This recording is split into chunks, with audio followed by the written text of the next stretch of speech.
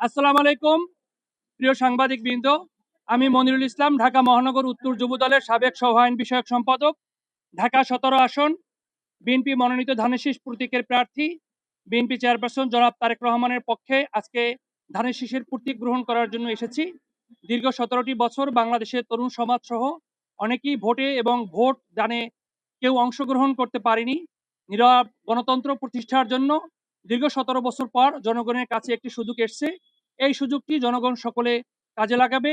আজকে আমাদেরকে Dhaka returning officer এবং বিভাগীয় কমিশনার ইনি ধানের শীষ প্রতীক বরাদ্দ দিয়েছেন এবং আমরা সেটা গ্রহণ করেছি। আমাদেরকে তিনি বলেছেন সকল প্রার্থী যেন সবাই একই সাথে সকলকে সৌহার্দ্যপূর্ণ আচরণ এবং নির্বাচনী আচরণবিধি মেনে সকলের জন্য নির্বাচনী কার্যক্রম পরিচালনা করে, এই বিষয়টি উনি বলেছেন।